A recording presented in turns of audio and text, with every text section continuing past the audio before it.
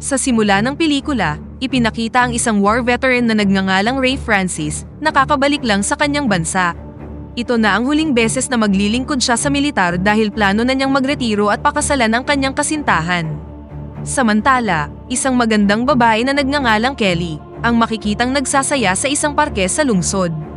Hindi nagtagal, biglang nagpakita si Ray mula sa likuran at sinurpresa ang babae. Nang walang sinasayang na oras, naglabas si Ray ng singsing at nagpropose kay Kelly. Nabigla at natuwa ang babae sa proposal ni Ray, at agad niya itong tinanggap ng walang pag-aalinlangan.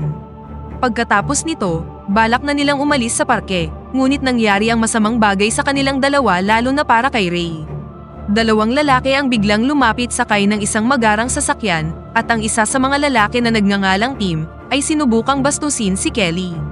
Noong una, sinubukan ni Ray at Kelly na wag silang pansinin at sumakay na sa kanilang sasakyan. Gayunpaman, lumabas si Tim sa kanyang sasakyan, tinanggal ang kanyang pantalon at ipinakita ang kanyang alaga sa harap mismo ng bintana ni Kelly. Nagalit si Ray at sinimulang bugbugin ang dalawang lalaki, ngunit naglabas ng kutsilyo si Tim, kaya sinubukang pigilan ni Ray ang pag-atake ng kutsilyo. Sa kasamaang palad, natumba ang lalaki at nasaksak hanggang sa mamatay ng kanyang sariling kutsilyo. Dahil sa pangyayaring yun, nakipagkita sina Ray at Kelly sa kanilang abogado dahil nahaharap si Ray sa kasong murder. Ipinaalam ng abogado kay Ray na nahaharap siya sa dalawang mahirap na pagpipilian. Kung aamin siyang guilty, ang kanyang sentensya ay aabot lamang sa 18 buwan sa kulungan. Kung hindi naman aaming guilty si Ray, maaari siyang maharap sa sentensya na aabot sa 5 hanggang 8 taon sa bilangguan. Dahil wala nang ibang choice, nagpasya na si Ray na umamin sa kanyang pagkakasala at magsilbi ng 18 buwan sa kulungan. Sa sumunod na eksena, ipinakita sa atin ng ama ng namatay na lalaki na nagngangalang Harvey Thompson at mukhang hindi niya matanggap ang pagkamatay ng kanyang anak. Mukhang hindi lang basta-basta ang taong ito, at makikita nating nagpadala siya ng tauhan para alamin ang pagkakakilanlan ni Ray. Nagbigay din ang kanyang tauhan ng karagdagang impormasyon tungkol sa lokasyon kung saan ikukulong si Ray. Lumipat ang eksena sa kulungan kung saan makukulong si Ray. Doon, ipinakilala sa atin ng isang lalaking nagngangalang Jack Morrison, ang warden na namamahala sa kulungang ito. Hindi nagtagal, binisita siya ng ama ng lalaking napatay ni Ray. Si Harvey, na nasaktan sa pagkamatay ng kanyang anak, ay inutos kay Jack na tiyaking hindi na makakalabas sa bilangguan si Ray. Bilang kapalit, nag-alok siya ng malaking halaga na gagamitin ni Jack para bayaran ang kanyang mga subordinate upang maisagawa ang kanyang mga karumal-dumal na gawain. Kalaunan, dumating na ang araw para simulan ng mga bilanggo ang kanilang sentensya sa bilangguan. Ang isa sa mga gwardya na nagngangalang Rico ay winelcome ang mga bagong bilanggo. Sa sandaling yun, inutusan si Ray at ang iba pa sa mga bilanggo na tanggalin ang lahat ng kanilang mga damit upang isailalim sa security check. Nagsimula na ring kamuhian ni Rico si Ray nang tangkain niyang ipagtanggol ang lalaking katabi niya na pilit na pinapatanggal ang kanyang underwear. Sa unang araw pa lang ng pagkakakulong ni Ray, nakatanggap na kaagad siya ng pambubugbog mula kay Rico. Pagkatapos nito, dinala si Ray ng isang gwardya na nagngangalang Williams upang makipagkita kay Jack Morrison. Dito nabunyag na nagsilbi si Ray sa militar sa loob ng 12 taon. Sa sandaling yun, sinisikap ni Jack na kumilos ng mabait na parang wala siyang balak at inutusan ang gwardya na bantayan siya. Pagkatapos ay dinala ni William si Ray sa kanyang selda at sinimulan siyang balaan. Pagkaraan lamang ng ilang araw, nagsimula nang makatanggap si Ray ng mainit na pagtanggap mula sa iba pang mga bilanggo. Naganap ang isang maliit na away, at pagkatapos ay dumating ang isa pang grupo ng mga bilanggo na pinamumunuan ni Mazen upang tulungan siya. Tila malapit nang mag-away ang dalawang grupo, ngunit namagitan si Williams at inutusan silang umalis. Sa bilangguang ito, itinalaga si Ray na magtrabaho sa prison library. Pagkatapos ay nakilala niya si David, isang senior inmate na nagturo sa kanya kung paano ayusin ang mga libro. Habang papunta siya sa kanyang selda, muling ginulo si Ray ng ilan pang mga bilanggo, ngunit nagawa pa rin niyang pigilan ang kanyang emosyon. Habang nagbabasa si Ray ng isang diary sa kanyang selda, bigla siyang kinumpronta ni Rico at ng iba pa na sinimulang suriin ang kanyang silid. Doon, nahanap ng matandang gwardya ang litrato ng kasintahan ni Ray. Nang masaksihan ni Ray na dinidilaan ni Rico ang larawan ng kanyang kasintahan, talagang gusto niyang bugbugin ang matandang gwardya na yun. Gayunpaman, wala siyang magawa dahil pinipigilan siya ng dalawa pang gwardya. Bukod dito, mas lalo pang ginalit ni Rico si Ray sa pamamagitan ng pagpunit ng larawan ng kanyang kasintahan. Siya nga pala, ang dalawa pang gwardya ay sina Victor at Fox. Inutusan ni Rico si Ray na tanggalin ang kanyang damit at sinimulan siyang takutin. Si Rico, na hindi na kontento sa paghampas lang sa kanya, ay gusto pa siyang bugbugin ng husto, ngunit sa kabutihang palad ay nakialam si Victor at pinigilan siyang gawin ito. Habang naliligo si Ray, muli siyang trinato ng masama ng mga preso doon. Sa sandaling yun, isang dambuhalang lalaki na nagngangalang Hammer, ang humanga sa laki ng alaga ni Ray. Dahil dito, binati siya ni Ray ng isang suntok sa mukha at itinulak siya palayo. Ilang sandali pa, nagpakita si Rico at binugbog si Ray hanggang sa maibalik siya sa opisina ni Jack. Sinubukang ipaliwanag ni Ray na sinusubukan niya lamang ipagtanggol ang sarili laban sa lalaking yun. Gayunpaman, mukhang walang pakialam si Jack tungkol dito at binalaan si Ray na wag na muli siyang gumawa ng gulo. Dahil patuloy na nakikipagtalo si Ray, muli siyang binugbog ng maraming beses ng mga gwardya. Nang makita ito, hiniling ni Victor na itigil na ang pambubugbog kay Ray dahil baka mapatay nila siya. Sa oras ng tanghalian, muling nakipagkita si Ray kay David sa library, at sa isa pang lalaki na nagngangalang Jade, isang teenager na 8 taong gulang pa lamang. Sa kanilang pag-uusap, nabunyag na hindi na makakalabas ng kulungan si David, dahil 15 taon na ang nakakalipas, siya at ang kanyang kapatid ay pinagnakawan ng isang bangko at napatay ang 2 gwardya at isang pulis. Namatay din ang kanyang kapatid sa ginawang robbery at hanggang ngayon ay hindi pa rin nahahanap ang pera, at si David lang ang nakakaalam kung saan nakatago ang pera. Sa kanilang pag-uusap, biglang pumasok si Rico sa silid at ipinaalam kay Ray na meron siyang bisita. Lumalabas na ang bisitang binanggit ni Rico ay ang girlfriend niyang si Kelly. Binigyan siya ni Ray ng isang abot-tengang ngiti dahil ito ang unang pagbisita sa kanya ni Kelly. Sa kasamaang palad, ang kanilang pag-uusap ay tumagal lamang ng maikling panahon bago ito tinapos ni Rico at sinabihan siyang bumalik na sa selda. Bukod dito, sinadyang galitin muli ni Rico si Ray sa pamamagitan ng pagsabing gusto niyang malasahan ang kanyang kasintahan. Ginagawa nila ang lahat upang galitin si Ray, ngunit hindi nila ito magawa dahil si Ray ay isang disiplinadong tao.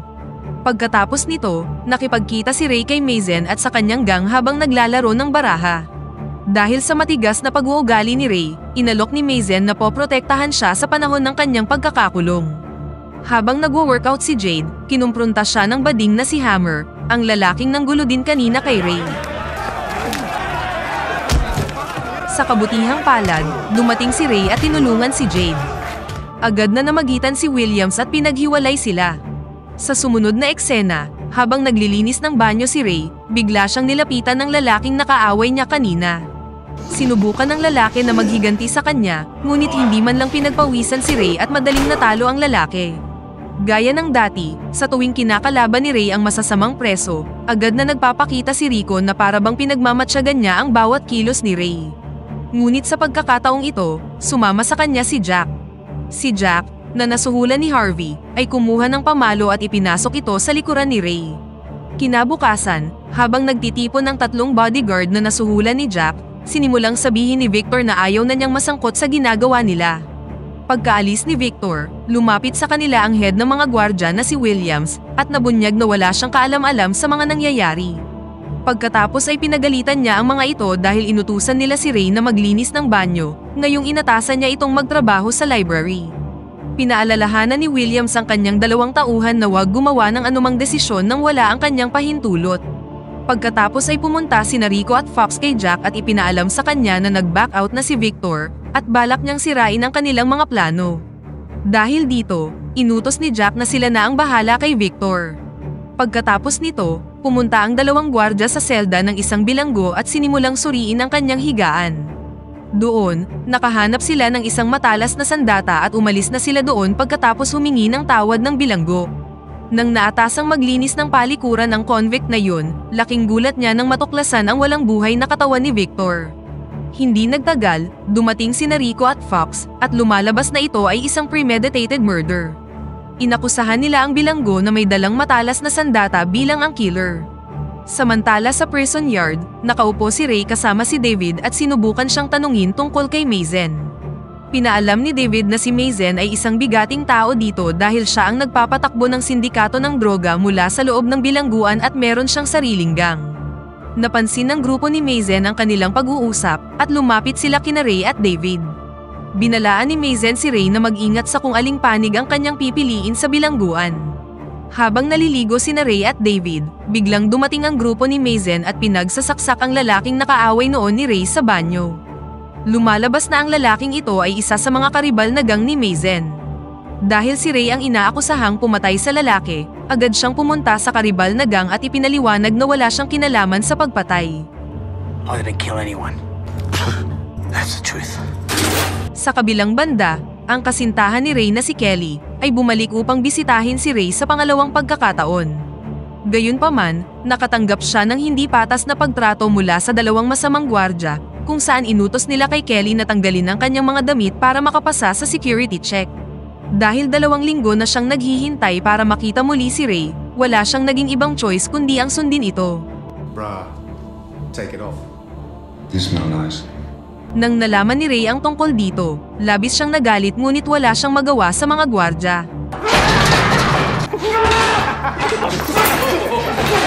Pagkatapos nito, ipinatawag si Ray sa selda ni Mazen, kung saan galit na galit si Mazen dahil tumanggi si Ray na sumali sa kanila. Habang kasama ni Ray si David, biglang dumating si Rico at Fox at dinala siya sa workshop. Dito nabunyag na si Mazen ang nasa likod ng kanilang mga aksyon. Dahil ayaw ni Jack na mapatay si Ray, nagbanta si Mazen na papatayin niya ang sinumang close kay Ray, at kabilang dito sina David at Kelly. Enjoy. Balak ni Rico na baliin ang kamay ni Ray, ngunit hindi na napigilan ni Ray ang kanyang nararamdaman at walang awang binugbog ang 2 gwardya.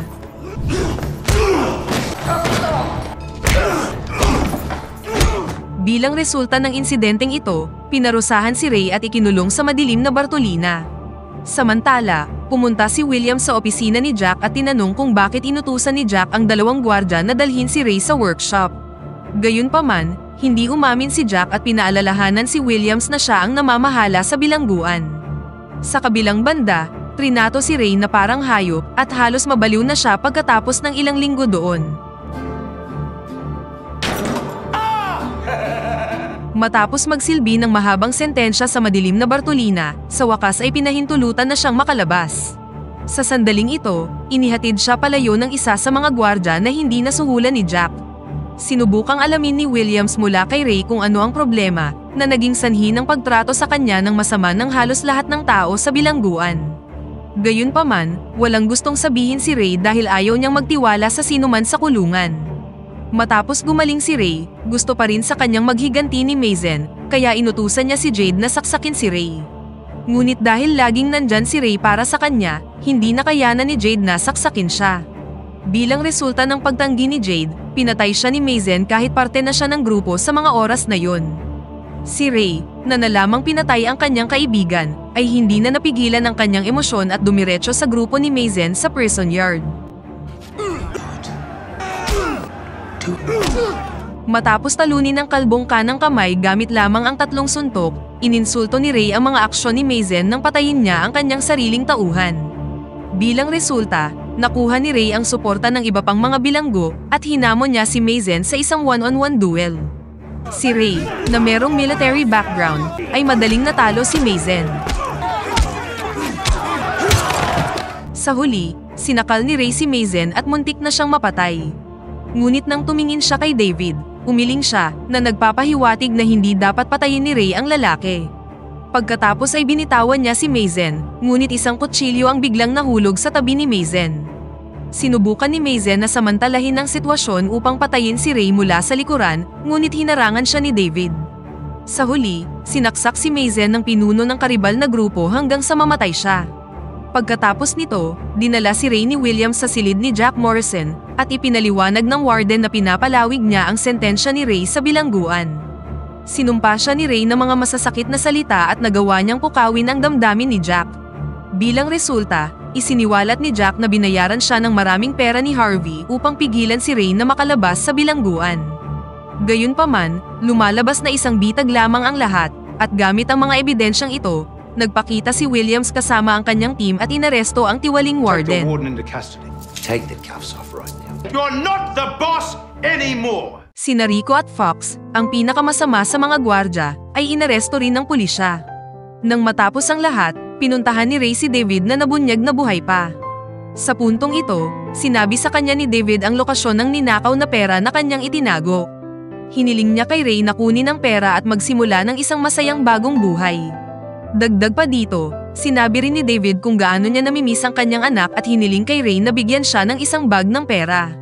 Sa huli, sa wakas ay nakalaya na si Ray mula sa bilangguan at binigyan siya ni Williams ng farewell handshake. Nang makalaya, sinalubong siya ng kanyang kasintahan. Bukod dito, nakipagkita si Ray sa anak ni David at binigyan siya ng isang bag na puno ng pera.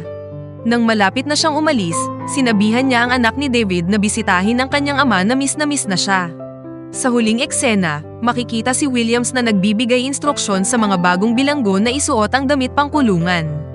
Lumalabas na ang isa sa kanila ay si Harvey Thompson, ang ama ni Tim na siyang sumuhol kay Jack, na naging sanhi ng lahat ng kaguluhan sa kulungan noon, at dito na nagtatapos ang pelikula.